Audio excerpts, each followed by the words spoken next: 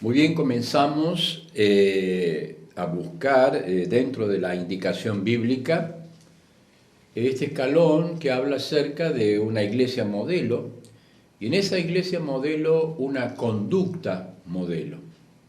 Hemos estado mirando a través de la Escritura la historia de esta iglesia en Tesalónica, una iglesia fiel, una iglesia que tenía un ejemplo tan grande, tan inmenso, tan importante, que el apóstol Pablo no había podido dejar de olvidar aquella obra de fe, aquel trabajo de su amor y aquella constancia en la esperanza. Era la característica de una iglesia que seguía creciendo, que seguía evolucionando, que seguía los pasos del Señor y que seguía predicando la bendita palabra eterna del Evangelio. En esta hora queremos abrir la palabra en la última indicación que tiene esta primera carta del apóstol Pablo a los tesalonicenses. Y allí poder leer las siguientes indicaciones que vamos a estar comentando, que vamos a estar hablando, que las vamos a estar difundiendo para que podamos tenerla en nuestro corazón y también la podamos aplicar en la práctica en cada una de nuestras iglesias. Dice la Biblia, la palabra de Dios: os rogamos, hermanos, que reconozcáis a los que trabajan y presiden en el Señor y os amonestan. Primera Tesalonicenses, el capítulo número 5, el versículo número 12. Allí el apóstol comienza una serie de exhortaciones. El apóstol allí va a comenzar una serie de explicaciones acerca de la conducta, acerca de la indicación, acerca de la forma de conducirse que debían tener los cristianos. Dice la Biblia: también os rogamos, hermanos, que os amonestéis a los ociosos, que alentéis a los de poco ánimo, que sostengáis a los débiles, que seáis pacientes para con todos. Mirad que ninguno pague al otro mal por mal, antes seguid siempre lo bueno, unos para con otros y para con todos. Sigue diciendo la palabra en el capítulo número 5, versículo número 16 de Primera Tesalonicenses: estad siempre gozosos, orad sin cesar, dad gracias en todo, porque esta es la voluntad de Dios para con nosotros en Cristo Jesús. No apaguéis el espíritu, no menospreciéis las profecías, examinadlo todo y retened lo bueno, absteneos de toda especie de mal. Y el mismo Dios de paz os santifique por completo, y todo vuestro ser, espíritu, alma y cuerpo sean guardados irreprensibles para la venida del Señor Jesucristo. Fiel es el que os llama, el cual también lo hará. Y dice: hermanos, orad por nosotros, saludad a todos los hermanos con ósculo santo. Esta es la porción que quisiéramos compartir en esta hora. Esta es la porción que cierra el apóstol Pablo escribiendo a una iglesia tan bendecida, una iglesia que fue ejemplo, una iglesia que se extendió, una iglesia que habló acerca de lo importante que era la congregación, siendo ejemplo, predicando la palabra, sirviendo al Señor, esperando la venida del Señor Jesucristo. Esta iglesia es una iglesia que va a reconocer la obra del apóstol Pablo, la obra misionera, y cómo toda iglesia necesita tener una visión renovada de la obra misionera, de sus necesidades, de la visión que debe tener la obra misionera, de estimular a los jóvenes, a los matrimonios jóvenes a levantarse para ocupar los lugares que otras personas van dejando, y entonces es muy importante que la iglesia tenga una visión misionera. Pero como toda la carta también, la base de una iglesia modelo está dada en un creyente modelo. Y el creyente modelo que habla esta carta y lo que lo enseña esta carta y lo que indica esta carta es que la voluntad de Dios, dice la Biblia, es nuestra santificación para que nos apartemos de todo pecado. La iglesia modelo no se puede fundar de otra manera. La iglesia modelo no puede existir de otra manera que no sea el creyente santificado, el creyente apartado del mal, el creyente rendido en la cruz de Cristo, el creyente que está postrado ante la cruz de Cristo y que es consagrado día tras día a la cruz por la palabra eterna de Dios. Pero también estuvimos viendo el escalón de la convicción de una iglesia modelo. Y la convicción de una iglesia modelo es tener es tener la visión renovada de que el Señor pronto vuelve a buscar a su iglesia.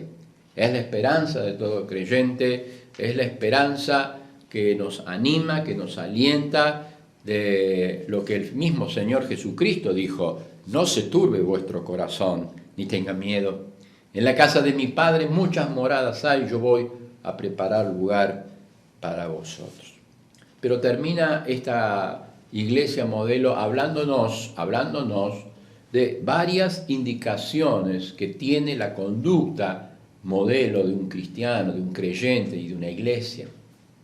Termina hablándonos de varias indicaciones que el apóstol Pablo va a dejar para que sean marcas importantes en la vida de cada creyente que ocupa un lugar en la iglesia que trabaja. Sabemos que la iglesia que trabaja tiene 5 pilares.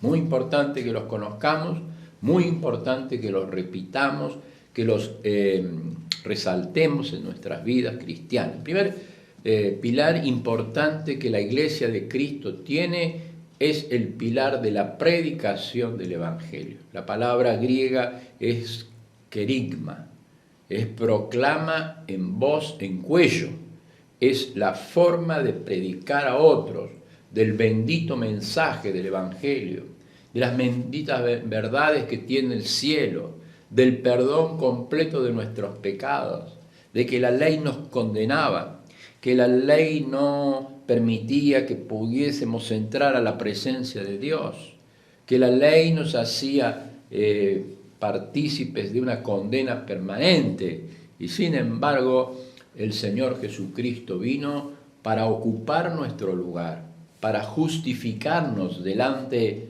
del mismo Dios, hacernos justos, como si nunca hubiésemos pecado, y podernos presentar delante de Él a través de la fe, recibiendo toda la gracia, todo el perdón, toda la salvación eterna del alma, y por eso es la proclama más importante que debe tener la iglesia. El querigma, la proclama, la voz en cuello del mensaje eterno de salvación. El segundo fundamento que tiene la iglesia local, es la enseñanza, el discipulado. La palabra griega didaké es la palabra que nos enseña y nos lleva a interpretar de que todo aquel que nace de nuevo necesita desarrollar conocimientos, necesita ser atendido, y verdaderamente necesitamos más discipulados en la iglesia local. Es decir, la enseñanza personal, es decir, la enseñanza que va llevando a un niño a desarrollarse, a complementarse, a conocer las verdades divinas. Por eso es que toda iglesia necesita discipuladores. Todos necesitamos ser discipuladores. Dice que toda iglesia que crece es aquella que tiene un Pablo, un Bernabé y un Timoteo. Todos necesitamos tener un Pablo, porque en la iglesia necesitamos siempre estar aprendiendo. Nadie de los que podemos ir a la iglesia, decimos, bueno, ya lo sé todo, ya lo comprendí todo, ya lo conozco todo, sino que siempre necesitamos a alguien que nos esté marcando la verdadera y gloriosa palabra de Dios. Esa es la enseñanza bíblica que necesitamos todos para crecer. Pero también necesitamos un Bernabé, porque Bernabé fue uno de los hermanos más responsables de la iglesia primitiva, uno de los ancianos de la iglesia primitiva, donde muchos fueron a rendir cuenta de lo que habían hecho, a rendir cuenta de los viajes misioneros. Y nosotros necesitamos rendir cuentas.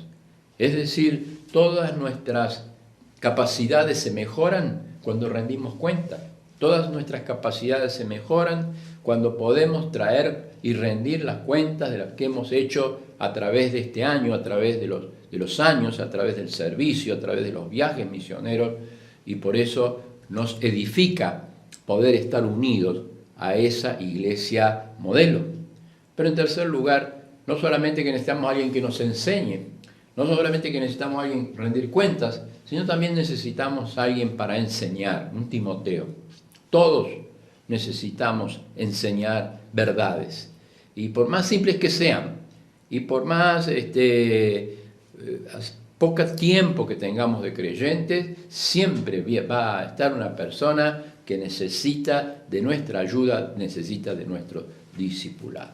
Es por eso que resumimos este punto, este fundamento que tiene la iglesia modelo con esta que habla la Biblia, discipulado. Porque lo primero que dijo el Señor, id y haced discípulos. Id y haced discípulos es uno de los fundamentos de la iglesia local. La tercera enseñanza es la enseñanza de la adoración. No solamente de la enseñanza de la predicación, no solamente de la enseñanza del discipulado, sino de la adoración, de la música, de lo que nosotros vamos a abrir el corazón. Es verdad que la vida cristiana es una vida de adoración, porque ¿qué es adorar? Es pensar en Dios, es admirarlo a Dios, es acercarse a Dios. Y toda la vida del cristiano es una vida de adoración. Por eso nuestras vidas necesitan ser íntegras. Por eso nuestras vidas, lo que cantamos, lo que decimos, lo que hablamos, lo que adoramos, debe estar en relación con nuestra vida, una vida de testimonio. Por eso de la palabra martiría, es la palabra griega que habla acerca de acercar nuestras vidas al Señor. De allí la palabra mártir. ¿Por qué? Porque la palabra se rinde. La palabra dice, la vida se rinde al Señor para mostrar lo que hay en cada uno de nosotros. El cuarto fundamento que tiene una iglesia modelo y que es lo que quisiéramos presentar en esta hora, cuando el apóstol Pablo va a dar algunas indicaciones sobre esa iglesia modelo, es el servicio. Y la palabra griega para esta oportunidad, para esta identidad, es la diaconía, es decir, el servicio, lo que podemos hacer para el Señor, para su gloria, es decir, lo que podemos decir para edificar la iglesia. Y siempre el servicio está dispuesto a ser humilde, siempre el servicio se hace por amor. El servicio es el gran ejemplo que el Señor Jesucristo nos dejó para que podamos ser diáconos. Nosotros somos diáconos, nosotros somos aquellos que sirven, somos aquellos que van sirviendo en el Evangelio, y por eso esta gran verdad, esta gran columna que tiene la iglesia modelo. Pero en quinto lugar, para cerrar esta idea de lo que es la proclama del Evangelio, de lo que es el discipulado, de lo que es la adoración, de lo que es el servicio, tenemos que cerrar con esta columna, la columna de la comunión. Muchos cristianos dicen, bueno, yo estoy bien en mi casa, yo leo en mi casa, yo oro en mi casa, pero el fundamento del Evangelio y de la iglesia modelo es que vivamos en comunión. La comunión, la palabra griega para esta ocasión es la koinonía, y sin comunión no se puede edificar la iglesia local. De manera que nos introducimos a la última indicación que tiene el apóstol, nos introducimos a la última palabra de exhortación que tiene el apóstol, basados en la columnas diferentes, que tiene la grandeza de la iglesia modelo para todos nosotros. En primer lugar, el apóstol Pablo va a indicar acerca de los consejeros, nos va a hablar de los consejeros. Es decir, dice la Biblia, os rogamos, hermanos, que reconozcáis a los que trabajan entre vosotros y os presiden en el Señor y os amonestan, y que tengan en mucha estima y amor por causa de la obra, tened paz entre vosotros. Es decir, que lo primero que el apóstol Pablo nos va a enseñar de una iglesia modelo es que una iglesia modelo tiene hermanos que son reconocidos, hermanos que son espirituales, hermanos que tienen experiencias, hermanos que han trabajado en la obra, y esos hermanos van a ser, en primer lugar, reconocidos por toda la iglesia. Son los hermanos más espirituales, son los hermanos que han trabajado, son los hermanos que se han rendido, que se han consagrado. Y dice el apóstol Pablo, hermanos, necesito que ustedes se reconozcan el trabajo que se ha hecho, los hermanos que los presiden, los hermanos que nos amonestan, y que tengamos paz entre nosotros. Y acá se introduce un gran tema de la organización de la iglesia. La iglesia está organizada, el Señor es la cabeza, el Señor es la autoridad, pero el Señor ha delegado la autoridad en hermanos varones, en hermanos que son espirituales, en hermanos que han trabajado, en hermanos que van a recibir una responsabilidad. Y eso en la Biblia se llama ancianos, se llaman sobrevedores, se llaman pastores, se llaman presbíteros, se llaman obispos. Todos estos nombres son para las mismas personas que, trabajando en la viña del Señor, son aquellos que son responsables y encargados de poder guiar la obra. Esos hermanos no son que reciben un título, no es un título, sino que el pastorado es una función. El pastor debe tener olor a oveja. El pastor se reconoce por el trabajo que realiza. El pastor se reconoce porque verdaderamente ha entregado su vida y es un ejemplo para la grey. El pastor es aquel que ha rendido su corazón, ha rendido su vida para que el Señor lo use. Entonces este hombre espiritual, este hombre reconocido, este hombre con experiencia, este hombre que ha rendido su testimonio al Señor, dice el apóstol Pablo, hermanos, les ruego que ustedes reconozcan a estos hermanos que son espirituales, no tienen un título. ¿Por qué? Porque el pastorado es una obra, no es un título. El que desea, el que anhela obispado, buena obra desea. Es decir, qué tremendo es poder decir, yo me puedo sentir más por esta posición, pero acá el apóstol Pablo dice, no, hermanos, reconozcamos a aquellos que están trabajando, reconozcamos a aquellos que nos presiden en el Señor, reconozcamos a aquellos que nos instruyen, esa es la palabra amonestar, es instruir, es indicar el camino, es decir, cuál es el camino, es decir, cómo seguir en el camino, es decir, cómo corregir y volver al camino. Este es el trabajo de los hermanos que nos presiden, hermanos que trabajan, hermanos que nos amonestan. Qué importante es este trabajo, el de pastor, el de que guía la iglesia, el que alimenta las ovejas, el que está orando, que está intercediendo por ellas, el trabajo de controlar, el trabajo de disciplinar, el trabajo de alimentar. ¿Cuántas cosas hace la persona que trabaja en la iglesia modelo. Y dice el apóstol, hermanos, cuando haya hermanos espirituales, cuando haya hermanos que trabajan, cuando haya hermanos que nos instruyen, cuando haya hermanos que nos presidan, les ruego los reconozcan entre ustedes. Y esto es muy importante dentro de la iglesia modelo, saber reconocer a aquellos hermanos que nos presiden y que nos guían. Y no solamente que los reconocen, sino que el apóstol da 2 pasos más y dice, tenerlos en mucha estima y tener paz entre vosotros. ¿Cuántos problemas ha habido en la iglesia cuando no se ha reconocido los hermanos que guían? ¿Cuántos problemas, cuánta falta de paz ha habido en la iglesia cuando no se ha reconocido los hermanos que nos presiden y nos amonestan? Pero aquí el apóstol dice, hay una iglesia modelo. Hay una iglesia que tiene un modelo extraordinario. Es la iglesia que tiene hermanos que trabajan, que presiden, que nos amonestan y nos enseñan y nos instruyen. Pero esos hermanos son reconocidos.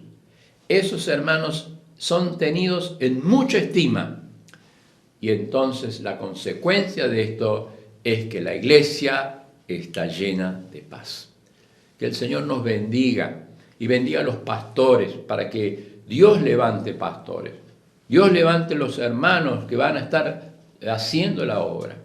Y que esos hermanos sean de bendición. Y esos hermanos sean espirituales. ¿Para qué? Para que la iglesia pueda tener este modelo de conducta que el apóstol Pablo va dejándonos en este primer paso. Pero el segundo paso es no solamente los consejeros, sino va a hablar de la comunión que debemos tener todos. Ya aquí va a hablar de todos, no solamente de aquellos que nos presiden, de aquellos que nos enseñan, de aquellos que nos amonestan, sino que va a hablar de todos. ¿Y a qué va a indicarnos? ¿Qué va a indicar el apóstol? Primero en los consejeros, después en la comunión. Dice también, rogamos, hermanos, que amonesten a los ociosos. Otra traducción dice que amonesten a los que son indisciplinados, que alentéis a los de poco ánimo, que sostengáis a los débiles y que seáis pacientes con todos. Mirad que ninguno pague a otro mal por mal antes. Seguid siempre lo bueno, uno para con otros y para con todos. Aquí está la comunión plena, porque de unos para con otros es la indicación bíblica que aparece en muchos lugares de la Biblia. Sosteniendo los unos a los otros, orando los unos por los otros, alentando los unos por los otros, sirviendo los unos a los otros, orando los unos por los otros. Esta indicación bíblica es grande porque está en toda la Biblia y la iglesia modelo sigue este cuadro que dice sosteniéndonos unos a otros. Este cuadro que dice seguid lo bueno, lo uno para con los otros. Y siempre en un grupo, siempre en la iglesia va a haber personas que son indisciplinadas. Siempre en un grupo va a haber personas de poco ánimo. Siempre personas que son débiles. ¿Y cuánto necesitan de nosotros? ¿Cuánto necesitamos alentarnos los unos a los otros? Especialmente en un tiempo de adversidad, de muerte, de dolor, de angustia. ¿Cuántas veces la iglesia pasa por dolores? ¿Cuántas semanas sufrimos dolores y lágrimas? ¿Y cuántas veces necesitamos consuelo? Necesitamos el ánimo. Necesitamos que nos alienten y amonesten para seguir adelante. Qué extraordinaria que es la iglesia modelo, porque allí es un lugar donde siempre los hermanos están alentando los unos a los otros y para con todos. Qué importante que es esta indicación del apóstol para vivir en la comunión plena, completa, total de la iglesia modelo. Hermanos, necesitamos más misericordia. Necesitamos más personas que alienten, personas que sostengan a los débiles, que tengamos un encuentro permanente y seamos pacientes para con todos. para poder seguir esta comunión tan grande, tan inmensa, tan extraordinaria que tiene la iglesia local, la iglesia modelo, la iglesia de la cual el apóstol Pablo está señalando, una iglesia en Europa, una iglesia que tuvo solamente 4 sábados al apóstol y sin embargo fue floreciente y sin embargo se fue multiplicando.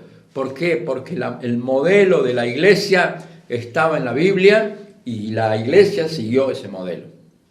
Nuestro desafío en esta hora, antes que el Señor vuelva, es volver al ejemplo de la Biblia, al ejemplo bíblico. Es decir, reconocer nuestros consejeros.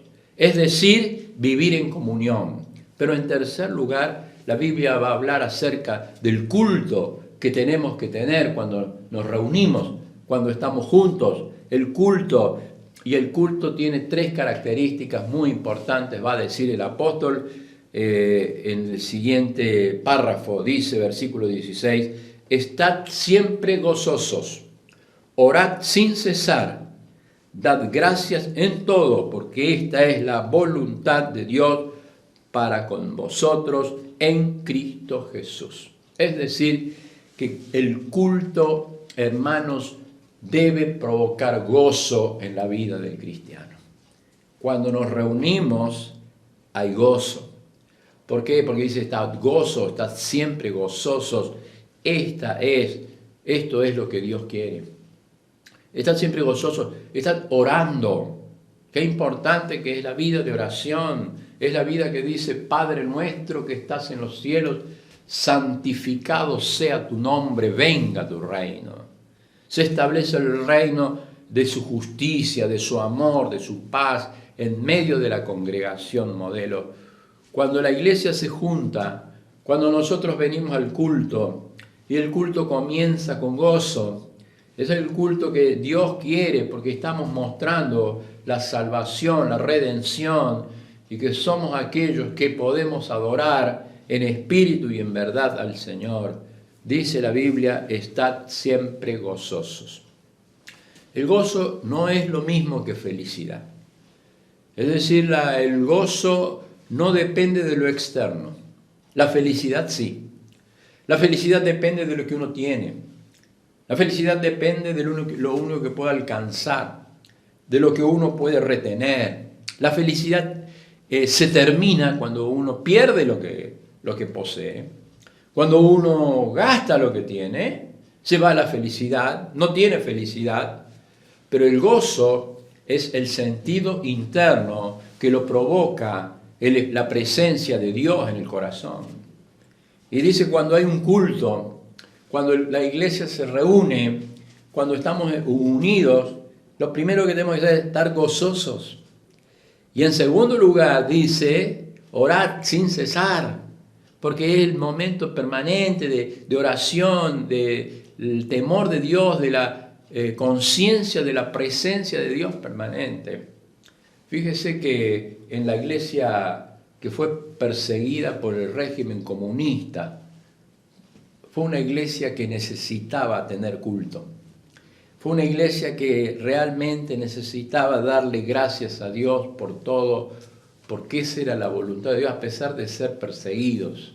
A pesar de ser perseguidos, tenían una sola hoja de la Biblia y sin embargo de madrugada se juntaban para leer la Biblia. De allí la famosa iglesia subterránea. Tal vez usted ha leído. Y esa iglesia subterránea se reunía para poder leer una hoja de la Biblia. ¿Sabe qué tenía esa iglesia? Esa iglesia estaba llena de gozo. Esa iglesia estaba llena de oración. Esa iglesia daba gracias por todo, aunque no tenía nada. Y qué tremendo que es dar gracias por todo cuando uno no tiene nada. Cuando son pruebas, cuando son adversidades, cuando hay lágrimas, cuando hay dolor. Y sin embargo, cuando la iglesia se junta, se une, parece que el gozo es renovado en el corazón. Una noche entraron los soldados rusos con sus bayonetas para matar a todos los cristianos. Y cuando le apuntaron para matarlos a todos los cristianos, les dijeron, mire, vamos a darle una oportunidad que el que quiera renunciar a Cristo, el que quiera negar a Cristo, se pueda ir. nosotros lo vamos a perdonar. Y así la gente comienza a llorar, la gente comienza a sentirse mal, quiere salir de ese lugar, no puede estar más allí. Y de repente comienzan a levantarse la gente para negar a Jesús y salir. No quieren morir, están asustados, están angustiados. Las fuerzas de la seguridad los han presionado y comienzan a salir hasta que finalmente quedan en aquel lugar, en aquella noche triste, de amargura, de dolor, solamente 5 personas en la iglesia modelo, que se acercan adelante, que van a dar sus vidas, que van a llorar, que van a entregar sus vidas, pero no quieren negar a Jesús. Entonces los soldados ponen sus bayonetas contra la pared y dicen: nosotros también somos cristianos, pero en esta noche queríamos orar solamente con los que están dispuestos a morir por Jesús. Que cuando vengamos al culto, hermanos, podamos darnos cuenta el gozo que provoca estar los hermanos juntos en comunión. La comunión provoca gozo, la comunión provoca vida eterna y bendición. Por eso es que es muy importante que la iglesia modelo se guíe, esté basada, esté en el culto, sabiendo que estad siempre gozosos, orad sin cesar y dad gracias en todo. Pero la indicación del apóstol Pablo termina, no solamente con los consejeros, no solamente con la comunión, no solamente con el culto, sino que en cuarto lugar habla acerca del control que va a tener la iglesia modelo. ¿Qué control va a tener la iglesia modelo? Y dice acá: no apaguéis el espíritu, no menospreciéis la profecía, examinadlo todo, retened lo bueno. Esta es la última indicación que va a dar el apóstol acerca de la iglesia modelo. Esta es la última indicación que el apóstol va a enseñar, es decir, qué es lo que nos guía, es decir, qué es lo que nos controla, qué es lo que nos controla, nos hace que nuestras obras sean obras para el cielo, qué es lo que hace que nuestras obras sean obras que cambien. Es la obra del Espíritu Santo de Dios en nuestro corazón, la que provoca vida abundante en cada uno de nosotros, que viva la vida de Dios en nosotros. Qué extraordinaria una iglesia donde el Espíritu Santo no es apagado. Acá dice: no apaguéis el Espíritu. La idea del apóstol es que el Espíritu Santo está viviendo en nosotros. Nosotros hemos tenido el fuego del Espíritu, nosotros hemos recibido el sello del Espíritu, pero en la medida que le demos lugar a ese Espíritu, el Espíritu va a obrar en nuestras vidas, va a provocar fruto, va a provocar llenura. Pero en la medida que nosotros desplacemos, apaguemos, ¿cómo podemos apagar al Espíritu? Cuando nuestra voluntad, cuando nuestro yo hace lo que quiere, cuando nuestro yo figura en vez del Espíritu de Dios. Ahora, cuando le damos lugar a ese Espíritu, dice la Biblia que ya no vivo yo, mas Cristo vive en mí. Porque dice: crucificado juntamente con Cristo. Y ya no vivo yo, mas Cristo vive en mí. Y lo que vivo en la carne, lo vivo en la fe del Hijo de Dios, el cual me amó y se entregó por mí. En segundo lugar, dice: no menosprecien las escrituras, las profecías. Porque en aquel momento no estaba todo el canon, no estaba toda la profecía. Y la gente necesitaba rendir su vida a lo que los profetas, a lo que los enviados de Dios decían. Y además ellos necesitaban tener un espíritu de discernimiento para examinarlo todo y retener lo bueno. Qué hermoso es poder tener una iglesia modelo que hable de los consejeros, que hable de la comunión, que hable del culto, que hable del control que tiene la iglesia para terminar con estas palabras. Y el Dios de paz, ese Dios que es el Dios que ha traído paz al corazón del creyente, dice la Biblia, los santifique por completo. Es decir, nos aparte del mal completamente, y acá está todo vuestro ser, acá está el ser tripartito. Nosotros somos seres tripartitos, el alma, el espíritu, el alma y el cuerpo. ¿Para qué? Para guardarlos. Quiere el Señor guardarnos de una manera que no tenga nada que decir, de una manera que sea irreprensible hasta el día glorioso que venga el Señor Jesucristo a buscar a su pueblo. Que la iglesia modelo sea tu iglesia, hermano. Que la iglesia modelo sea mi iglesia, la iglesia del Señor Jesucristo, la que tenemos que administrar en esta hora, y que podamos ser de bendición a todos aquellos que están esperando de nosotros ver que somos una iglesia modelo. Que el Señor nos bendiga.